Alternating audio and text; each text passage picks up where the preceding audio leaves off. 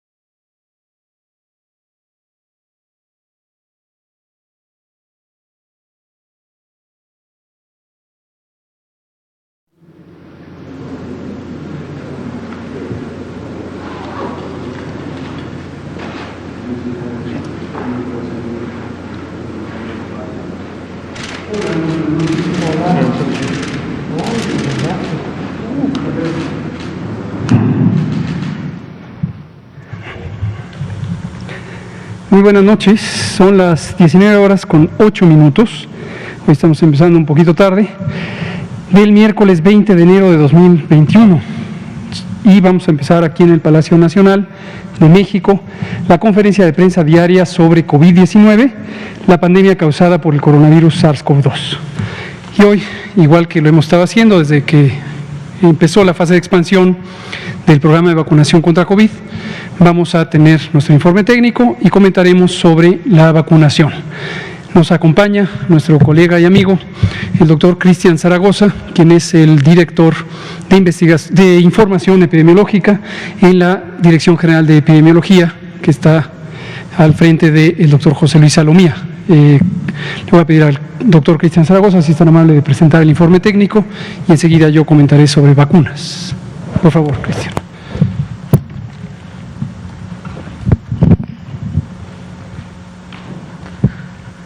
Buenas noches a todas y a todos. El día de hoy, durante nuestro informe técnico, queremos comentarles que en esta gráfica podemos observar dos curvas. La primera es la que nos habla de los casos estimados, donde nosotros vemos un claro ascenso en el número de casos. Esto es importante porque esta gráfica, si bien es nacional, está integrada por las 32 gráficas de cada entidad federativa y de las 246 jurisdicciones sanitarias que integran a nuestro país. En la gráfica, que es de color azul oscuro, vemos también a las personas recuperadas. Era la famosa gráfica espejo de la que se ha hablado en muchas de las ocasiones. En los casos estimados, donde tenemos para el día de hoy 1.884.272 casos estimados, vemos un incremento de 6% en comparación con la semana 53 que es anterior. Y en el caso de las personas recuperadas, vemos una disminución del menos 9%. Es muy importante la cifra de 108.991 casos estimados activos. Eso es lo que representa la epidemia activa en el número de casos, que representa el 6% del total de casos que tenemos. Si me da la siguiente, por favor.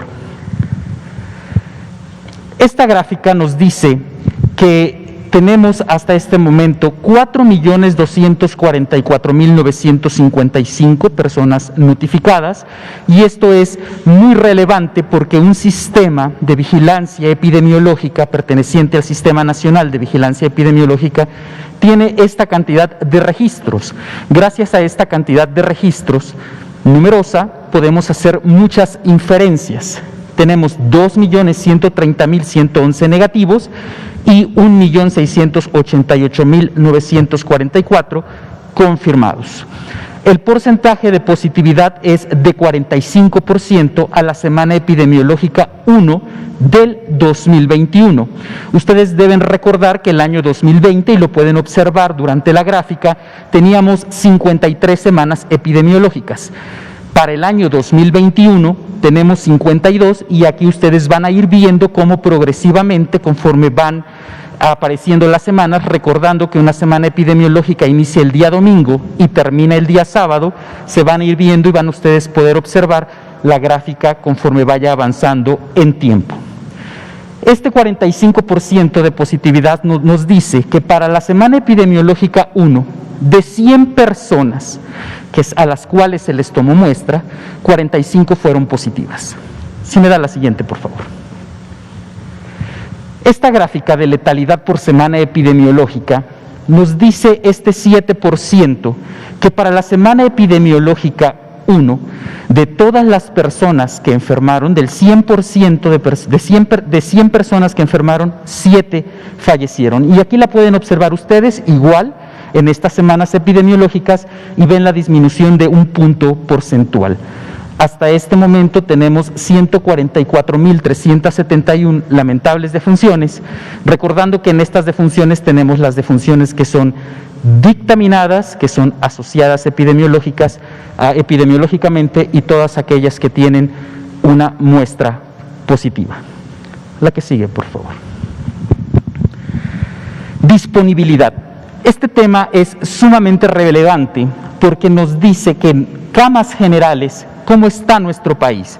Y aquí podemos ver la distribución de 8 entidades que tienen más del 70% de ocupación. En este caso, la Ciudad de México, Guanajuato, Estado de México, Puebla, Nuevo León, Morelos y Nayarit. 9 entidades federativas se encuentran entre el 50 y el 69%. Estas 9 entidades en este momento están trabajando ya en aspectos de reconversión y expansión hospitalaria. Esto es muy importante, la focalización que se tiene que observar, y 15 entidades tienen menos del 50% de ocupación.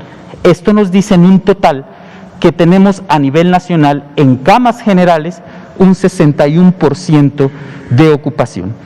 Y aquí hacemos el llamado para que todos no debemos bajar la guardia, sino debemos continuar con las medidas que se han establecido y las que conocemos y que practicamos diariamente. La sana distancia, el uso de cubrebocas, el lavado frecuente de manos, el uso de alcohol gel y evitar en lo posible, de acuerdo al riesgo que se tiene en cada una de estas entidades, las acciones sociales que se refieren por el semáforo epidemiológico. Es muy importante estar verificando estas acciones. La que sigue, por favor. Esta diapositiva nos habla de camas con ventilador. Y aquí observamos 3 entidades que tienen una ocupación mayor al 70%, Ciudad de México 90%, Estado de México 80% y Nuevo León 74%.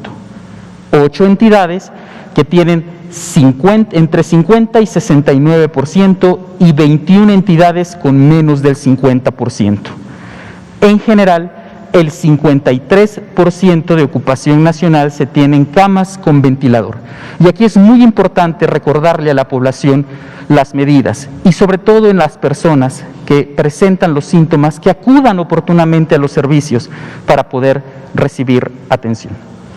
Es cuanto, señor subsecretario, estar aquí con el informe. Muchas gracias. Muchas gracias, doctor Cristian Zaragoza, director de Información Epidemiológica en la Dirección General de Epidemiología. Vacunas contra el COVID. Continuamos con el programa de vacunación contra el virus SARS-CoV-2 para prevenir y controlar COVID-19. Arrancamos el 24 de diciembre. El programa tiene 5 fases claramente definidas. En la primera fase o etapa estamos vacunando al personal de salud que está en la primera línea de trabajo, le llamamos primera línea a las unidades clínicas donde se atienden las personas con COVID-19. Estos colegas, hombres y mujeres, son no solamente del personal médico y de enfermería, también son otras 9 categorías laborales que laboran en las unidades clínicas. También tenemos que tener presente que las personas que trabajan en el sector privado, en la parte de salud, los trabajadoras y trabajadores de salud del sector privado, que tienen una exposición semejante a las unidades de atención COVID, están siendo vacunadas. Hoy, precisamente, en la Ciudad de México fue la primera experiencia de vacunación del personal que trabaja exclusivamente en las unidades privadas. Hubo varios centros, estos centros de vacunación fueron en unidades militares. Consideramos que era conveniente, así como se hizo durante la fase de calibración, aprovechar la logística que generosamente pone a disposición del operativo las Fuerzas Armadas, la Secretaría de la Defensa Nacional, y ahí se trasladaron al personal de salud de los hospitales privados para ser vacunados. Varios nosocomios muy conocidos en la Ciudad de México participaron en esto y son aquellas unidades que tienen atención COVID. Aquí aprovecho para comentar, en este periodo de expansión existe importante inquietud legítima, absolutamente legítima, de varios otros colegas que trabajan en el sector salud, que en este momento no están siendo vacunados y vacunadas porque no son este personal que llamamos técnicamente primera línea. Primera línea es esta cercanía con el riesgo de exposición al COVID. Está claro que en varios campos de la salud, como lo hemos comentado aquí varias veces, existen otros colegas que también pueden encontrarse con pacientes COVID, pacientes que padecen COVID y entonces tienen la inquietud de ser vacunados en este momento. Y en algunos hospitales públicos está ocurriendo esto, algunos colegas que no trabajan en la unidad COVID del hospital porque hay hospitales que no son completamente COVID. Pongo el ejemplo del Hospital Juárez de México, que en horas de la tarde algunos colegas del hospital que no están en la unidad COVID tenían la idea de que les habían anunciado que serían vacunados hoy y que después faltaron las vacunas y ya no se les vacunó. No es el caso, las vacunas no faltan, tenemos las vacunas suficientes de acuerdo a los censos del personal que está en las unidades COVID y quien está trabajando en unidad COVID va a ser vacunado. La otra cosa que aclaro, la aclaré esta misma mañana al acompañar al presidente y a los secretarios en la conferencia de prensa matutina, es algo que salió en primeras planas en al menos 2 diarios de circulación nacional y que después se prestó obviamente a mayor confusión por parte de algunas personas que no se enteraron. Ayer, en horas de la tarde, el director del Hospital General de Torreón, Coahuila, a quien le mandamos un saludo, emitió un oficio para su propio personal anunciándoles que se había cancelado la segunda dosis de la vacuna COVID. Esto no tiene ninguna mala voluntad, por supuesto, nuestro colega, el director del hospital, lo hizo con la mejor intención. Sin embargo, es importante aclarar que no hay cancelación alguna. Sigue vigente la segunda dosis y tenemos toda la cantidad disponible para vacunar en segunda dosis a todas las personas que hasta el momento han recibido la primera dosis. Las personas que empezaron desde el 24 de diciembre y en los otros días de la vacunación que han sido vacunados, que aquí están precisamente, con excepción del 25 y el 26 de diciembre y el 1 de enero, hemos vacunado todos los días. Entonces, todas las personas que fueron vacunadas desde aquí hasta aquí, que hasta ahora ya empiezan a cumplir sus 21 días, se les va a vacunar de segunda dosis. Las consideraciones que hemos comentado en días recientes sobre la posible separación de los días del intervalo entre la primera y la segunda dosis, a partir de la recomendación de la Organización Mundial de la Salud, no aplica de momento para quienes en estos días necesitan su segunda dosis. Estaremos viendo, dependiendo de si logramos tener una anticipación del envío de Pfizer, si fuera necesario espaciar quizás hasta los 28 días, en vez de 21, 28, es decir, tan solo una semana, la segunda dosis, pero hasta el momento no aplica ese criterio para quienes están recibiendo ya ahorita sus segundas dosis. Entonces, que quede claro, se vacuna a personal COVID de los hospitales privados, no hay cancelación alguna de la segunda dosis y hay vacuna suficiente para aplicar esa segunda dosis. Aquí tenemos, como la gráfica que ya nos estamos acostumbrando a ver todos los días, cómo se está utilizando el paquete. Todavía hay algunos remanentes del paquete de la semana pasada, 2.534 dosis. El día de hoy, en términos del nuevo paquete, si me pasa a la siguiente, se dedicó fundamentalmente a trasladar a cada una de las unidades de vacunación. Recordar que los puntos de vacunación fueron seleccionados en relación con los hospitales COVID. También se está vacunando a personal de primer nivel de atención de unidades COVID, por ejemplo, los centros de triage o las unidades de triage. Triage es el punto de organización de los servicios de urgencia. También se está vacunando y se seguirá vacunando a personal de la atención prehospitalaria, de las ambulancias que trasladan a pacientes COVID y de los centros reguladores de urgencias médicas. Todos estos 3 compartimentos forman parte de la comunidad de trabajadoras y trabajadores de salud que están en la atención de primera línea, es decir, de personas que padecen COVID. Y aquí vemos la curva de avance de estas dosis. Hasta el momento 501.030 vacunas han sido administradas. La siguiente nos muestra cómo se distribuye en primeras dosis versus segundas dosis. Conforme van transcurriendo los días desde la primera dosis y se completan 21 días, entonces se pone la segunda dosis. Por ahí vimos también que algunos periódicos nacionales, algunas notas mostraban falta de familiaridad o confusión o sencillamente falta de información o entendimiento, y entonces se aventuraban a hacer conjeturas sobre el porcentaje de segundas dosis faltantes y lo presentaban como si se tratara de una omisión o precisamente de la intención de cancelar esta segunda dosis. No es el caso. Conforme se completa el día 21, se vacuna. Y aquí está el progreso que iremos viendo cada día de estas segundas dosis y se muestra en forma de porcentaje en lo que está aquí abajo. La siguiente, por favor. Por entidad federativa, estas 29 entidades federativas que mencionábamos ayer, que completaron arriba del 95%, hoy casi todas están ya en el 100%, algunas pocas están, las que están en verde con columnas menores al 100%, están arriba del 95% y quedan 3, las mismas que mencionamos ayer, Estado de México, Guerrero y Zacatecas, que están por debajo del 95%. La siguiente, por favor. Y en términos de las dosis que se han recibido, aquí se muestran los paquetes, el más reciente es el de 219.375, hoy en traslado hacia las unidades y mañana temprano a las 8 de la mañana arranca ya para ponerse como hicimos con el paquete previo. 766.350 dosis se han recibido y 501.030 se han utilizado.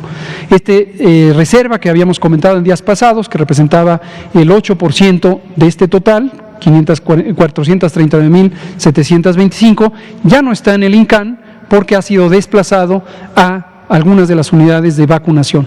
Recordar que reserva que habíamos tenido ahí de 35.000 dosis fue precisamente para proteger la posibilidad de una eventualidad en la que se necesitara aplicar la segunda dosis. Y eso nos da la garantía de poder aplicar la segunda dosis por ahora en estos 21 días. Y las dosis perdidas que la presentamos todos los días es de momento 0.16%, ha cambiado mínimamente, se está haciendo un esfuerzo muy cuidadoso para que no se desperdicie nada de la vacuna.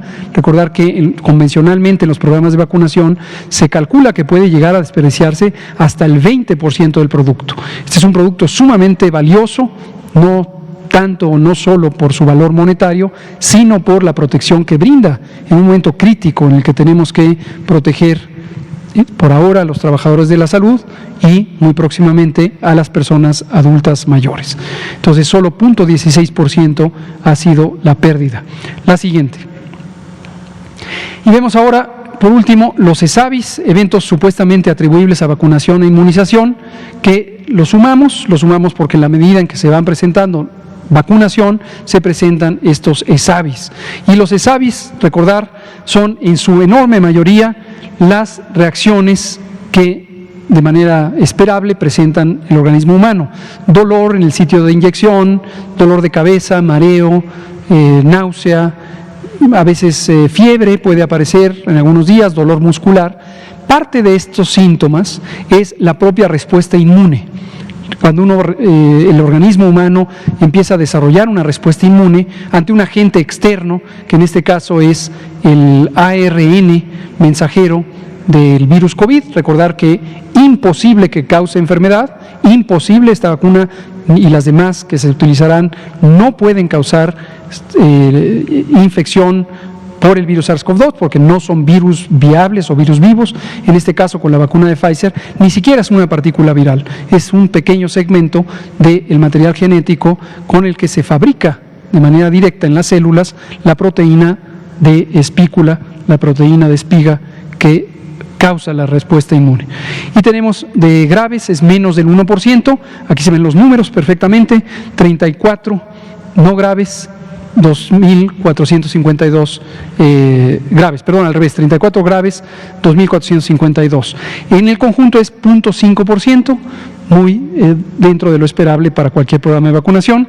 Y aquí alguna distribución de la estadística, en general, cercanos al 40 años de edad, de 24 a 64, y en este momento 6 personas están todavía hospitalizadas para vigilancia o atención de estos ESAVIS y se han egresado 28 de estas personas. No necesariamente son las mismas personas, por cierto, cuando veamos esto, ayer hablamos de 3, no necesariamente son 3 más a los de ayer, algunos se van de alta y pueden ingresar nuevas personas. Solamente cuando se trate de una reacción, un ESAVI de particular importancia, lo comentaremos de manera específica, así sea 1, 2 o varios, pero por fuera de eso son reacciones también hasta cierto punto esperadas. La gran mayoría de estas han sido reacciones de tipo alérgico y están ya recuperadas. 27 mujeres 7 hombres, y ahí se ve la distribución por entidad federativa.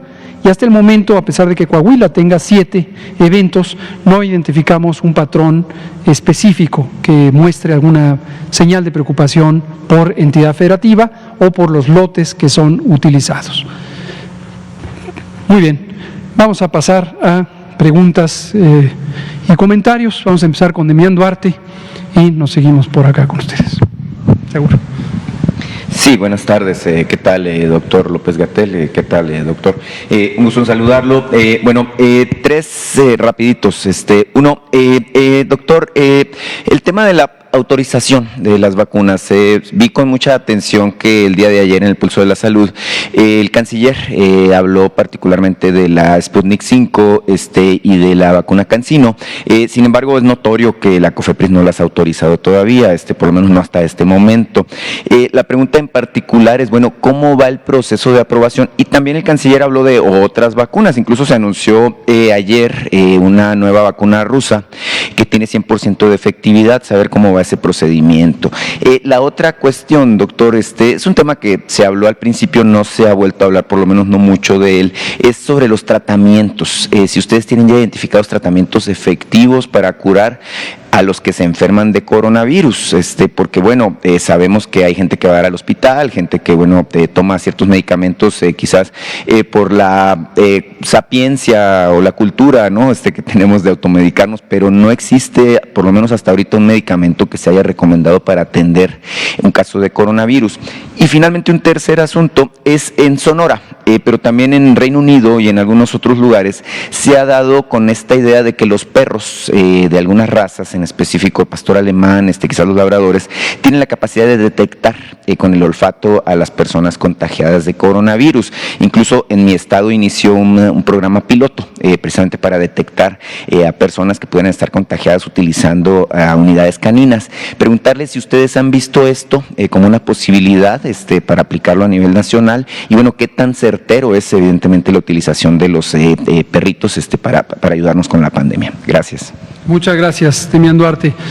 Comento sobre la tercera y luego las otras dos. El uso de animales, en este caso caninos, para la detección de problemas de salud, es algo que desde hace varios años, yo diría hasta donde llega mi conocimiento, por lo menos unas 2 o 3 décadas, se ha intentado.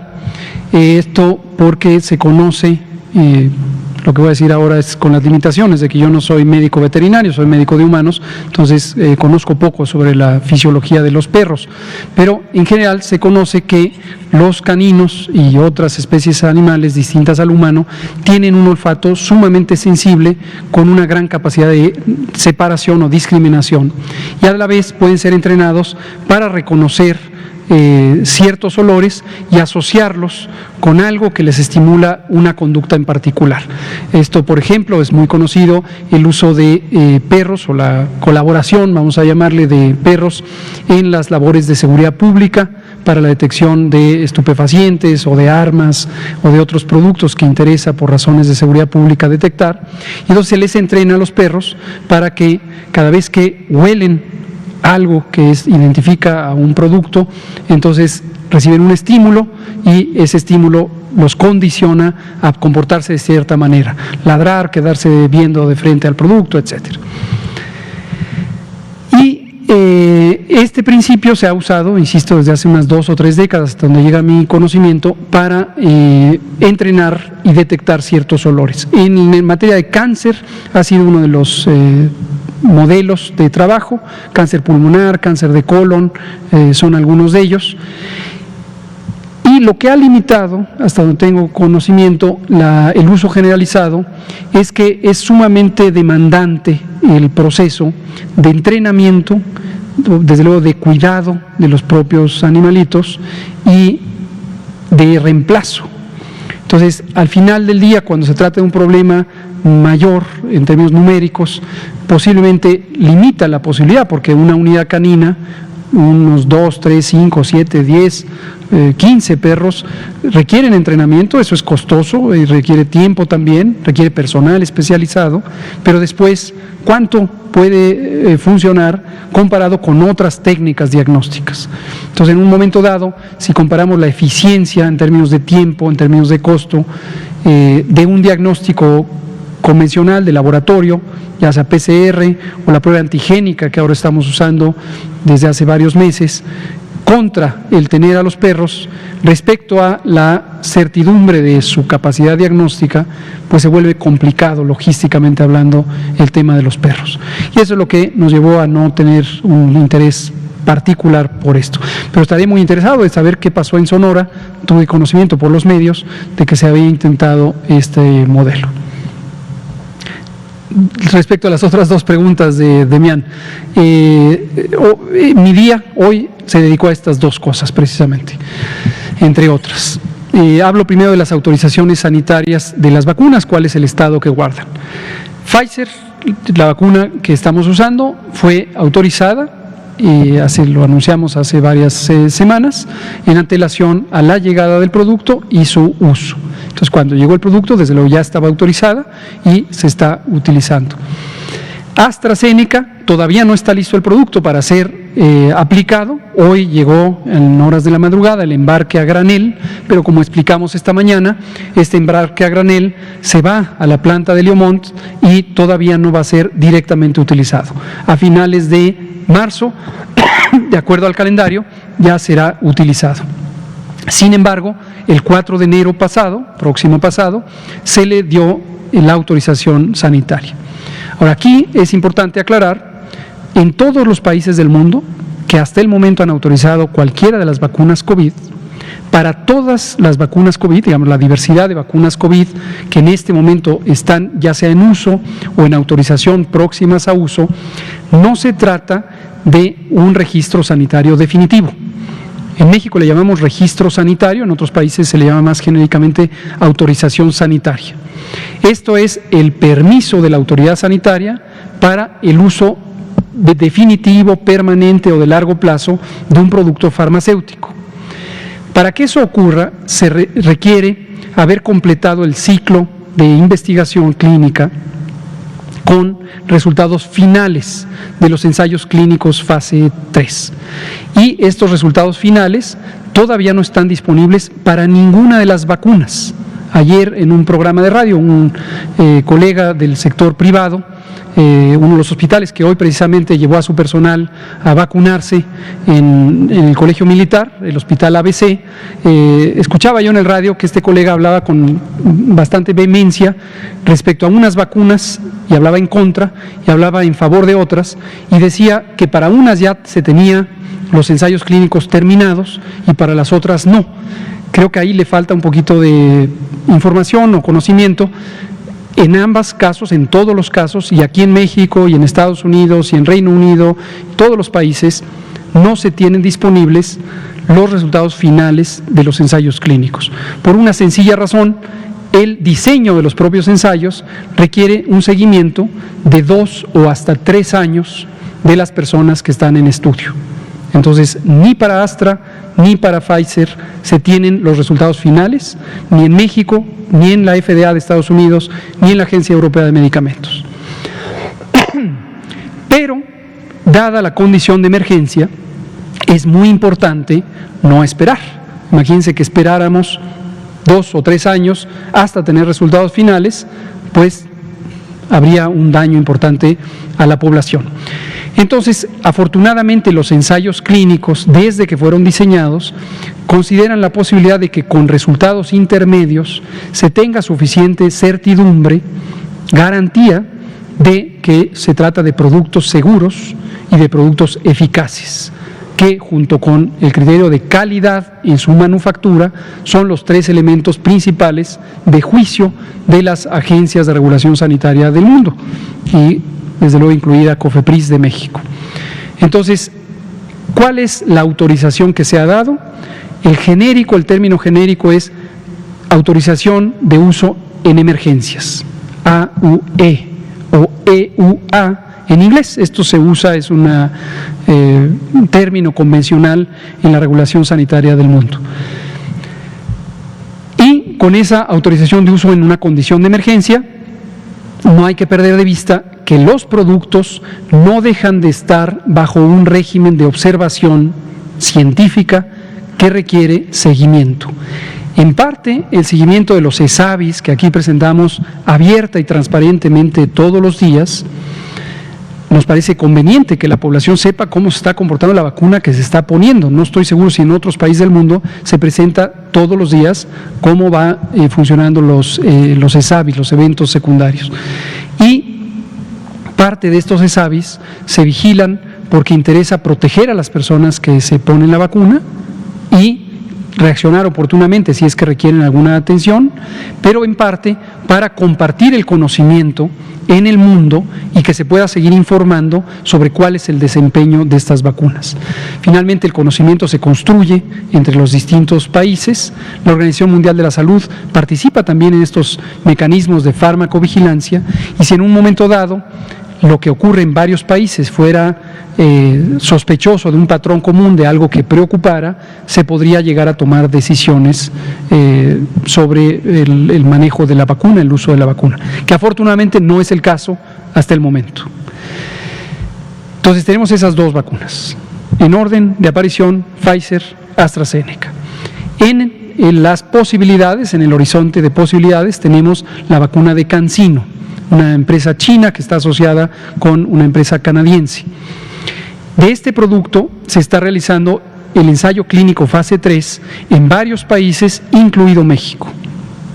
Arrancó hace un par de meses, en este momento se han reclutado y dado seguimiento a cerca de 14,000, un poco más de 14,000 personas, y lo que va a ocurrir esta misma semana, de acuerdo a lo que dijo la entidad que representa la CanSino en México, Epic Research CRO, que es quien sometió los documentos a COFEPRIS para su revisión, estamos en espera de que este viernes presente ya, para enriquecer el contenido del expediente, el resultado preliminar, el corte de los resultados preliminares del ensayo clínico fase 3. Sin esto no es posible evaluar la vacuna y por lo tanto seguiremos en espera y ojalá no se tarden para poder evaluar si se le da o no la autorización sanitaria. Finalmente, la vacuna rusa Sputnik V.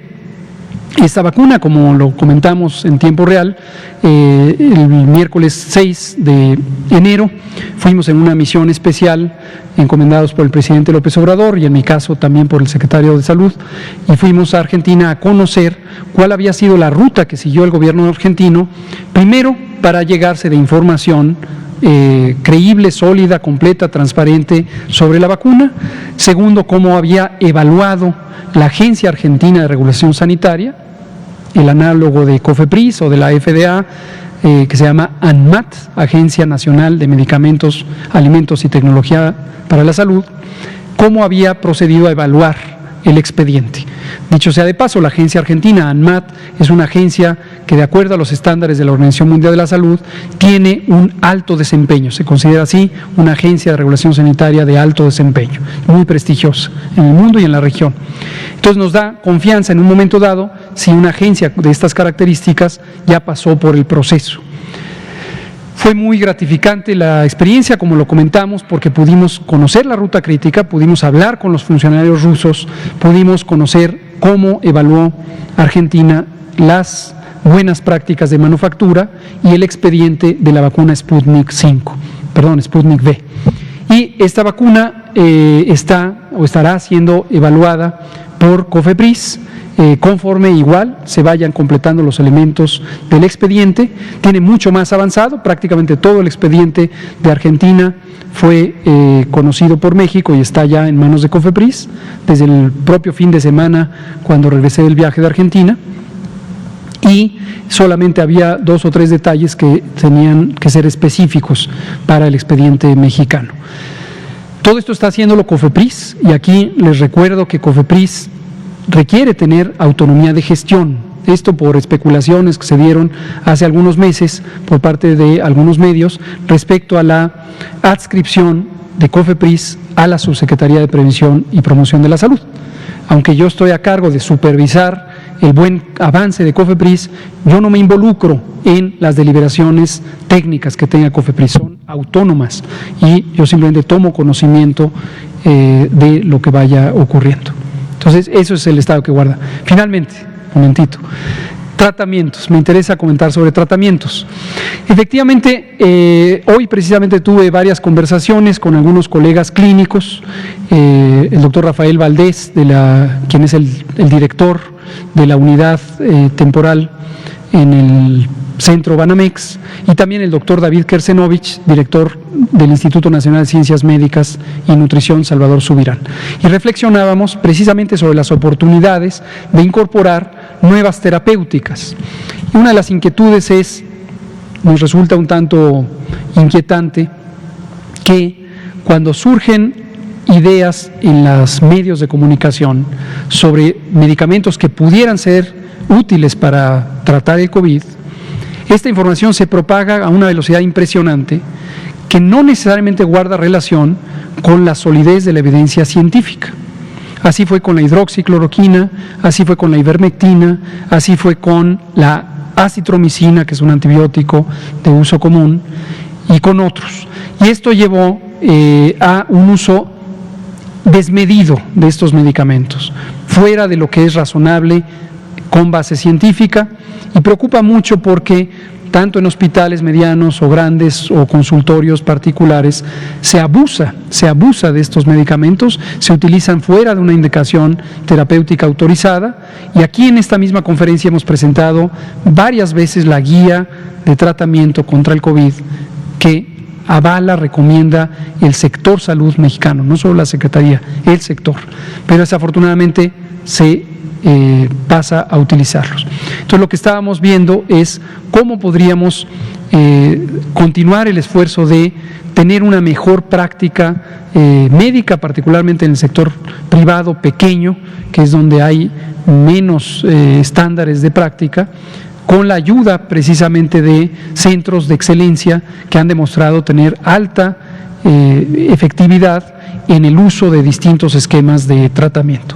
Y ahí podrían tener lugar algunos de los tratamientos más novedosos, algunos todavía en revisión por parte de COFEPRIS respecto a su posible autorización sanitaria, y otros que no son nada novedosos, como la dexametasona, que ha demostrado reducir importantemente la mortalidad de las personas con COVID grave, si se usa en las dosis adecuadas, en las personas adecuadas y en los tiempos adecuados. Estaremos comentando al respecto de esto en las próximas semanas.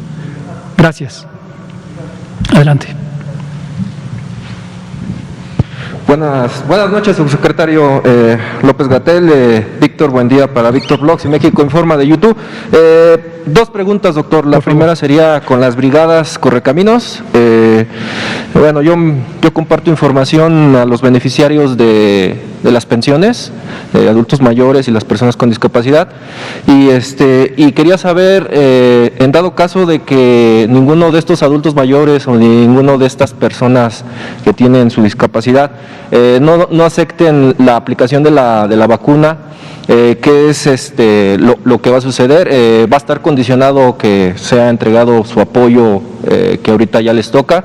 De hecho, pues ya está publicada o publicó la subsecretaria Diana Montiel el inicio del operativo que va a ser en territorio, y quería saber si ya vienen junto con estas brigadas. Y la segunda pregunta, doctor Gatell, yo sé que a usted no le gusta la grilla, no le gustan los chismes, pero pues es necesario aclararlo públicamente, ¿no? Porque por favor, obviamente nos involucran a nosotros como youtubers, como medios independientes, de que tenemos preferencia para el acceso de la vacuna que se está instalando. De hecho, pues el día de hoy por la mañana, una compañera que también tiene su medio independiente abierto, el periódico Reforma, le publicó una nota de que porque era youtuber le habían aplicado la vacuna cuando la compañera trabaja en una institución pública, y obviamente por por eso se le aplicó la vacuna. Y también la otra situación que también llama mucho la atención, que ahora resulta que nosotros dependemos de la presidencia, de la vocería o de su misma comunicación social que usted representa, que a nosotros nos activan para defenderlo a usted. También el Excelsior también sacó una nota relacionada con ese tema, y pues la verdad, como dicen por ahí, que se aclare todo, porque pues han venido comentando este tipo de notas y la gente pues ya sabe, a veces trata de entender que sí es verdad o es falso lo que le comento. Gracias. Con mucho gusto, Víctor. Comento sobre lo primero. Ayer hablábamos de eso porque justo en horas de la tarde, ayer, algunos medios de comunicación, incluso periodistas muy prestigiados, habían señalado explícitamente que los centros integradores en donde se distribuyen las pensiones de los adultos mayores, de acuerdo al programa social que cubre a la enorme mayoría de los adultos mayores de 60 años en este país, habían sido relacionados con un condicionamiento potencial de la vacuna COVID o viceversa. Esto carece de mérito. Yo considero que siempre sería muy deseable aspirar, no dejamos de aspirar a que en México podamos tener una prensa un poco más profunda, más analítica, más apegada a fuentes primarias, que contraste versiones, que pueda dar evidencia, vaya. Es fácil hacer señalamientos, pero cuando los señalamientos no van acompañados de evidencia, pues enseguida quedan en el lugar que les corresponde en términos de la credibilidad. Entonces lo aclaré ayer en la noche, no tiene nada que ver una cosa con la otra. El utilizar la infraestructura, tanto física, los centros integradores, como los mecanismos de organización y los servicios humanos de los programas del bienestar, es para lograr el más amplio y rápido despliegue territorial que permita vacunar lo más rápidamente posible a la población, en este caso las personas adultas mayores. Se dijo falsamente también en esta noticia que se estaba indicando que la vacunación para los adultos mayores ocurriría este viernes. Ya aclaramos que no es el caso, para que no se confundan. Y hay un elemento sumamente importante de las llamadas telefónicas que se hicieron ayer, forman parte de una encuesta de preparación logística. Resultados muy útiles. Ayer comenté algunos preliminares, esto desde luego está siendo analizado. Pero, por ejemplo, déjenme ver si me acuerdo, aquí lo tengo, 11% de las personas aceptan la vacuna. Se les preguntó, ¿usted aceptaría la vacuna contra el COVID? Dijeron sí, pero no pueden trasladarse porque tienen alguna discapacidad o algún obstáculo para movilizarse. 61% afortunadamente acepta la vacuna y sí puede trasladarse a los puntos de vacunación. 22% en este momento no aceptan la vacuna. Y esto va de la mano con su pregunta, ¿qué hacer? Pues intentar persuadirles, intentar explicar que la vacuna es importante para protegerles, para proteger a sus familias, que existe un elevado riesgo de mortalidad en las personas adultas mayores comparadas con las personas más jóvenes, y invitarles a que se vacunen. Dejamos en claro desde el inicio, la vacunación es voluntaria y no existe razón alguna para pensar que el condicionar el beneficio social, que hoy ya es un derecho consagrado legalmente, de la pensión a los adultos mayores, es un mecanismo de persuasión para que se vacunen. No tiene nada que ver una cosa con la otra. De hecho, el cooperativo Correcaminos de vacunación contra el COVID-19 no es un operativo de la Secretaría de Bienestar, es un operativo del Gobierno de México, donde participa la Secretaría de Bienestar, y la conducción técnica en la parte de salud la lleva la Secretaría de Salud con las instituciones del sector salud. Y en fin, 71% sí acepta la vacuna, 2% habían fallecido, lamentablemente habían fallecido, de quienes estaban en el censo de adultos mayores, habían fallecido 2%. No solamente por COVID, por otras múltiples razones, pero desafortunadamente ya no están. Entonces, pues hay que borrarlos del censo, ya no se pueden considerar para la vacunación. Y así, varias de las preguntas están encaminadas a esto. Ahora, brevemente, lo que dice respecto a esta información que algunos medios de comunicación, de la prensa escrita, suelen sacar. Es un poco el estilo, llamémosle el estilo editorial, respetable. Yo creo que cada casa editorial decide cuál es su estilo. Hay quien habla en no y continuamente dice lo negativo, pues es un poco un estilo, es como las novelas de terror, pues es un estilo propio. Igual aquí, el hablar en no, ver todo lo negativo y estar insistiendo en lo negativo en lugar de tener un balance de la realidad, pues es un estilo, casi diría yo, literario, es un estilo editorial. Si estas noticias fueran soportadas con evidencia, pues consideraríamos que están haciendo un buen servicio en el sentido social de estar ayudando a identificar, aunque lo vean en negativo, oportunidades y retos. Lo lamentable es que es inusual que la evidencia esté presente y más bien queda en el otro ámbito de los señalamientos calumniosos. Gracias. Vamos a darle la palabra a usted, y creo que ahí vamos a tener que acabar porque nos quedan 7 minutos.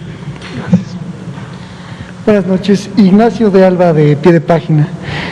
Preguntarle, hay médicos que están asistiendo a personas con COVID en las casas de los pacientes. Nos preguntan si ellos también serán vacunados, ¿no?, estos médicos.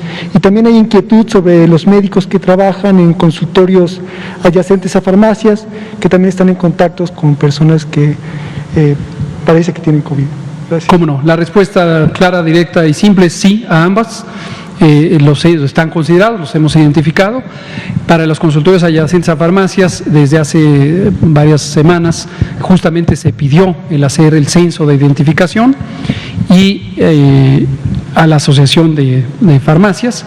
Y para estos médicos y médicas que van a los domicilios, hay programas estructurados, como el que recientemente acaba de activar la Ciudad de México, justamente la semana pasada, y desde luego deben ser vacunados porque están deliberadamente yendo a atención domiciliar de personas con COVID.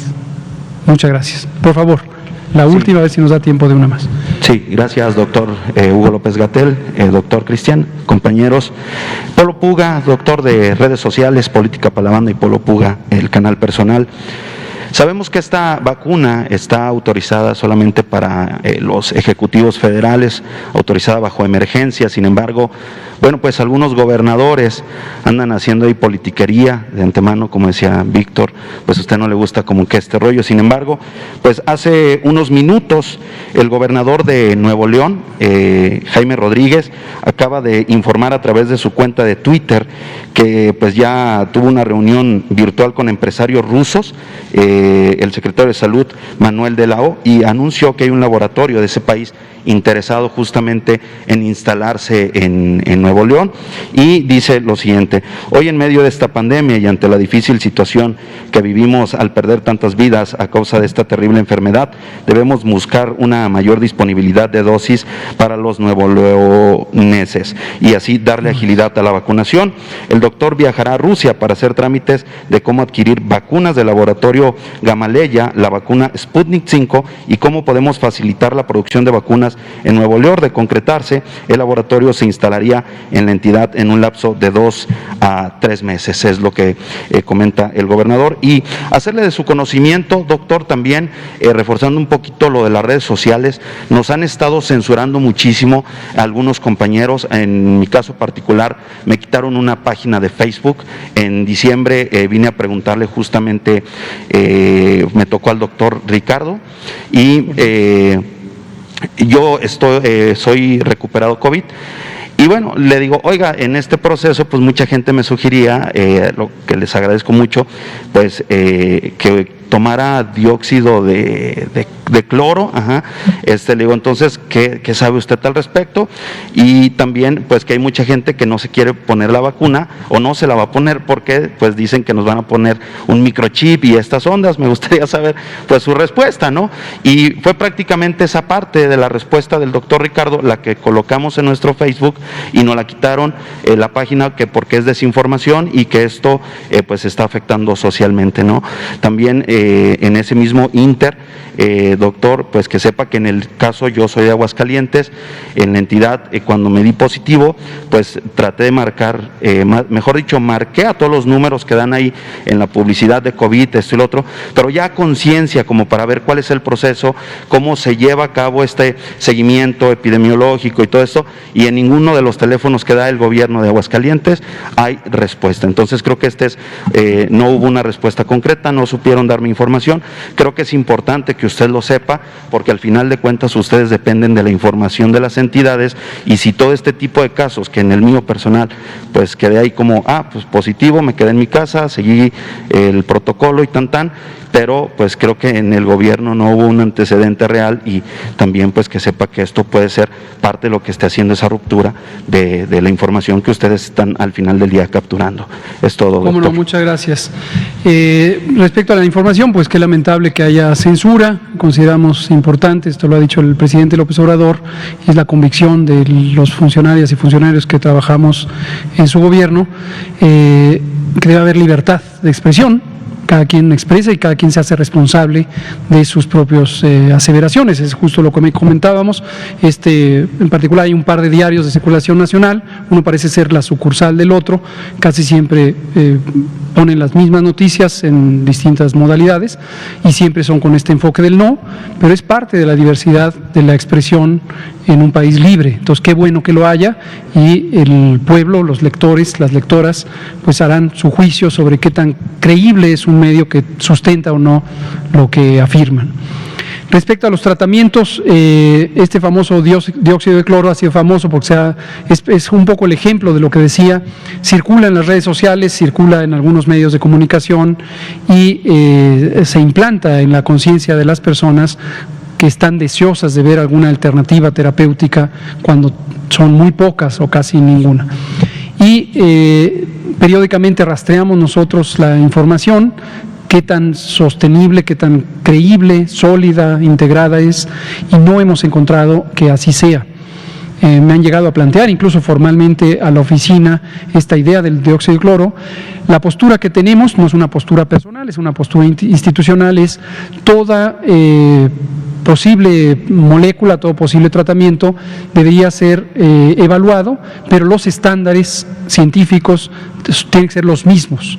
Y si en algún momento existiera información robusta, científica, sobre el dióxido de cloro, podría dar lugar eventualmente a un posible ensayo clínico, pero desafortunadamente no hay información científica robusta que permita suponer que tiene mérito o incluso que pudiera ser seguro el producto.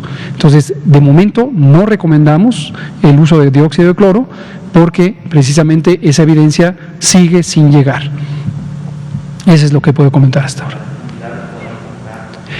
Sobre la vacuna y la posibilidad, ya lo comentó el presidente López Obrador, la iniciativa es buena, cualquier persona, gobierno, entidad, empresarios o no empresarios que quisiera ayudar es bienvenido.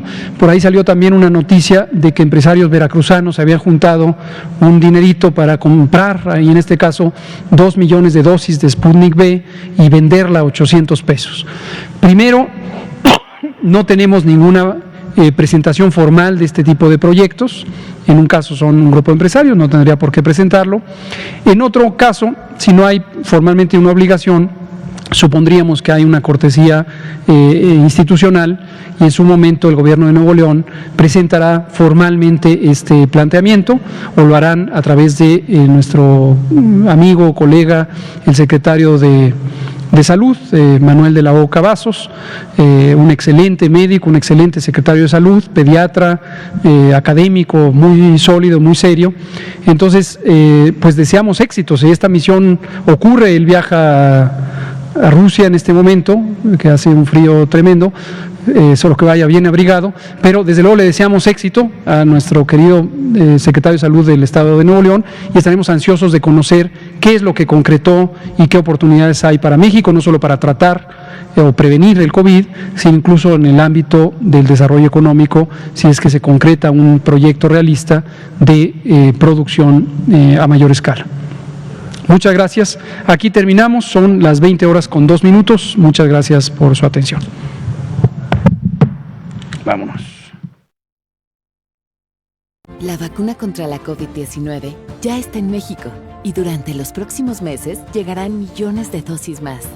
La vacunación es universal y gratuita, empezando con el personal médico. Es momento de esperanza y tu ayuda es muy importante para enfrentar al coronavirus. Mientras te toca vacunarte, quédate en casa.